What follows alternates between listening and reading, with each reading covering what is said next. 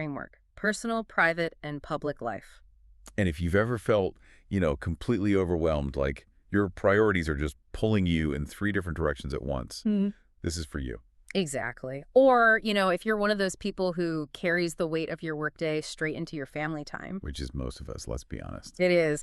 This structural approach, I think, is going to fundamentally change how you view your own existence. Yeah, and we're really trying to move beyond, the simple time management hacks. This isn't about a new app or a to-do list. No. This is, as you said, architectural. Yeah. We are identifying three completely distinct spheres that make up your life, and then recognizing that each one has its own rules, its own values, its own codes. And when you mix them. You guarantee stress. It's almost a mathematical certainty. But when you separate them with clarity, you gain an almost immediate peace of mind. That clarity is really our mission here. And we know that everyone listening is probably coming into this with a different pressure point. So to set the stage, let's just establish an initial focus. Think about the complexity of your own schedule right now.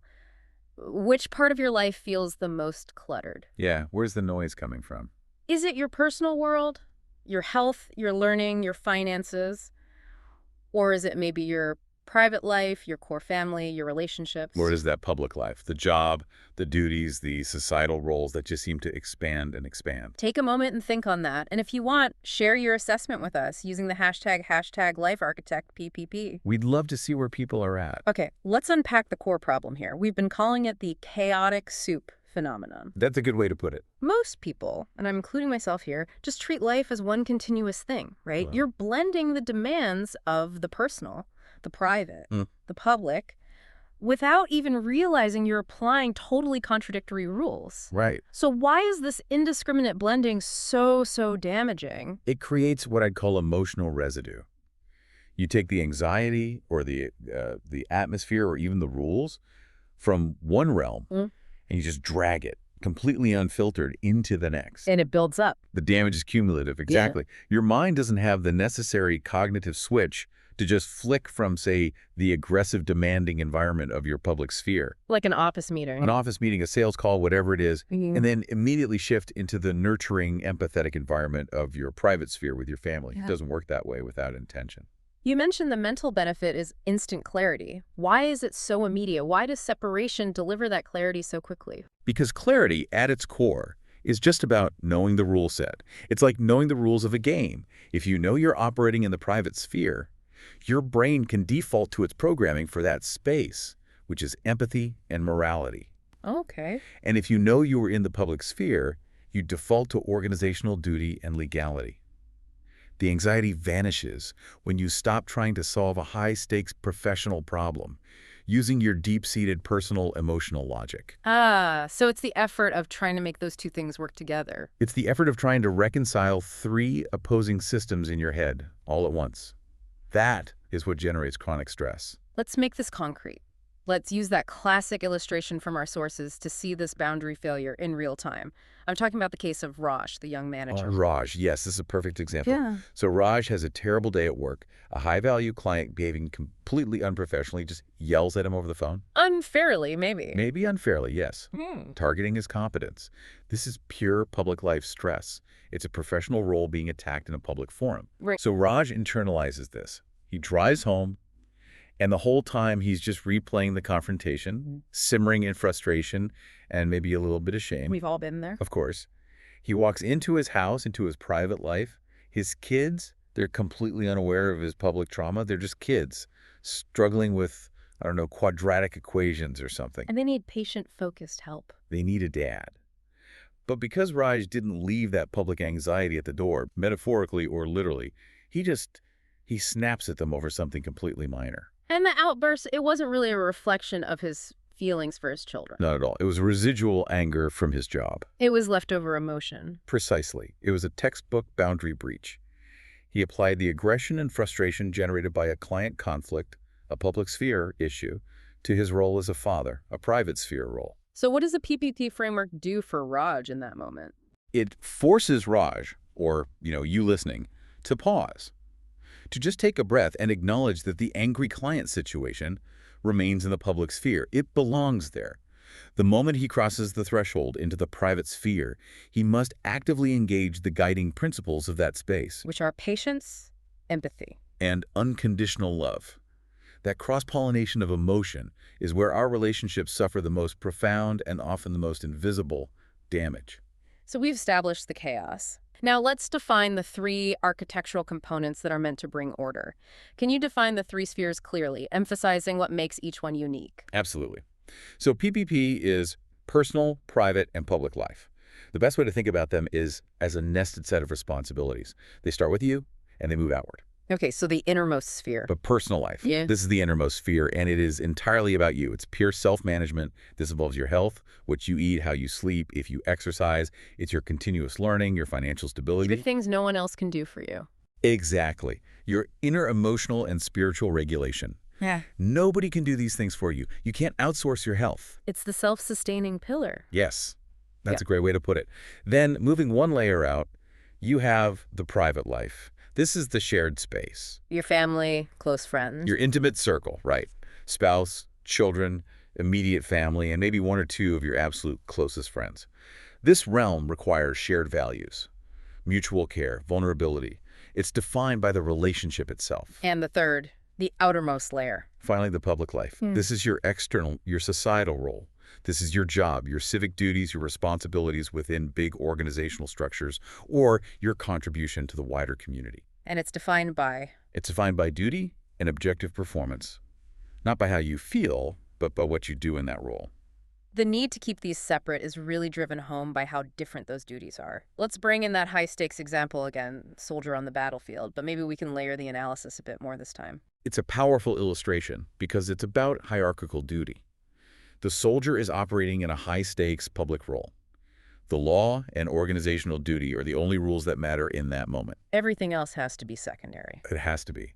If they allow a worry about, say, their child's school exam, which is a legitimate private concern, or maybe a personal feeling of fatigue to creep into their mind, That's a distraction. it translates into a momentary lack of focus. It translates into hesitation.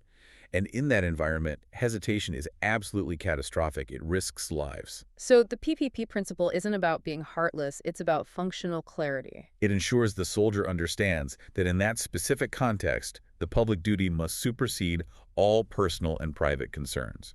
It's the only way the system can function and collective safety can be maintained. That example really highlights how mixing the spheres it can literally be dangerous. It shows that the entire system relies on role clarity. It really does. Okay, so we've mentioned that the real cost of mixing these spheres isn't just the stress. It's a fundamental clash of governing principles. Let's delve deep into what those principles are and why they clash so violently. Right. When we talk about life architecture, what we're really talking about is establishing the right ethical guideposts for the right room in your life. Using the right map for the territory. Exactly. If you use the wrong map, you get lost. So in your personal life, your actions are guided by personal values, what matters to you internally, your goals, your aspirations. Okay. In your private life, that shared space of relationships, you are guided by morality and empathy. These are what you could call soft laws, unwritten rules of care, of trust, of reciprocity. And the public life. And finally, in public life, where you're interacting with strangers in big organizational systems, you are strictly guided by legalities, laws, and organizational codes. Objectivity. Objectivity and fairness are the core tenets. There's no room for personal feelings there. So let me see if I've got this. If I try to use the emotional logic from my private sphere, let's say, I feel really hurt by your decision, so you owe me an apology. If I try to use that in a public meeting that's governed by a legal contract, The result is completely dysfunctional. You'll be laughed out of the room. it just doesn't compute. It doesn't. You cannot enforce empathy with a contract. And conversely, think about the other way. If you treat your child's mistake with the cold objectivity of a legal ruling. You broke the rule, here is the punishment. Exactly. Demanding proportional retribution rather than offering moral guidance and forgiveness, you just destroy the trust that is essential for the private sphere to even exist. The clash of personal values, morality, and legality creates this profound internal contradiction. It paralyzes your ability to make rational, appropriate decisions. This inherent contradiction, this sounds like the essence of that story of Arjuna in the Bhagavad Gita. It feels like a timeless example of mixing these principles. Can we expand on the philosophical depth of that? Yes, Arjuna's dilemma is the perfect high-stakes illustration of this. His problem wasn't cowardice. He was a great warrior. It was overwhelming emotional paralysis. Because of who he was facing. Exactly. He looked across the battlefield and he saw beloved family members, teachers, elders. These were figures he knew from his private life, governed by moral duty and familial love. People he loved. Right. But Arjuna was standing on that battlefield as a warrior, a protector of the realm. His actions there were guided by his public role, the upholding of dharma, or righteousness. And in this context, that meant fulfilling his duty to protect the state and the rule of law. He was applying private morality to a public duty. Perfectly said. He was trying to resolve a public conflict, a war for the rule of law, with private emotions, with familial attachment. And he froze. So what was Krishna's counsel? How did that bring clarity? Krishna's counsel didn't tell him to be cruel or to stop loving his family. He simply reminded him of his architectural role. He said, in this sphere, on this battlefield, your identity as a warrior, bound by public duty, takes precedence. That shift. From personal feeling to objective duty. Yes, it transformed the dilemma. It shows that resolving chaos often just means identifying the correct governing principle for the situation you're in. It's clear that PPP brings clarity by forcing us to kind of choose the right rule book for the right game. So what is the ultimate emotional and psychological promise here? When we successfully implement the separation, what does that feel like? The feeling is, it's instantaneous and it's tangible. You feel a dramatically lighter spirit. Lighter, I like that. Yeah. And decision-making, which often feels so paralyzing when the spheres are all mixed up, becomes significantly easier. Why? Because the governing principle is clear. You know which rules to apply.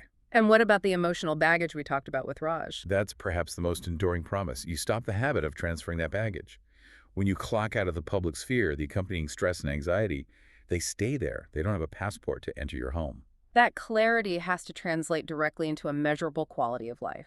I'm thinking of that quote from the CEO in our sources. Yes, that's a perfect example. The CEO said, "When I stopped bringing office stress home, my family life improved overnight." Overnight, not gradual. Not a slow, painful process. It's an immediate positive result of drawing a firm, clean boundary. He recognized that the stress was tethered to his public role. By just deciding not to carry it into his private sphere, he instantly improved the quality of his most intimate relationships. Okay, but I have to ask a challenging question here, because this all sounds great, but for so many people now working from home, those physical boundaries are literally dissolved. How does the PPP framework guide them? It's easy to say leave the stress at the door when you have a physical commute, a door to walk through. But when your office is your living room, what's the architectural solution? That's a crucial question for the modern world. And that's where the concept of spatial and temporal boundaries becomes so important. The PPP framework demands that you create internal, intellectual boundaries when the physical ones are impossible. So you have to build them yourself. You have to build them. For a remote worker, this might mean a ritualistic close to the public day. It could be a 15-minute walk around the block. It could be changing your clothes. It could be dedicating a specific chair or desk as the public zone. And when you step away from it, you are stepping away. So it's about creating a trigger for your brain. The goal is still the same. An intentional act that signals the cognitive switch from legality and duty to morality and empathy. You are architecting the transition, even if you're only moving 10 feet across the room. The insight here is it's undeniable, really. The root cause of so much chronic stress is just mixing our personal, private, and public spheres. So our key takeaway from this first deep dive has to be that foundational rule: keep them separate. That's it. Apply personal values for your own self-management, moral values for your relationships, and societal duties for your professional roles. This architectural clarity, this is the pathway to fulfillment. Stop trying to manage 3 different lives with one set of contradictory rules. It's an impossible task. Structure your life, and the stress will subside. Join us next time for episode 2, where we're going to focus exclusively on that core foundation, personal life. We'll be diving deep into the 5 non-negotiable pillars of the self. The bedrock of everything else. Until then, reflect on those spheres. Share your insights using #LifeArchitectPPP, and remember, clarity is the foundation of fulfillment.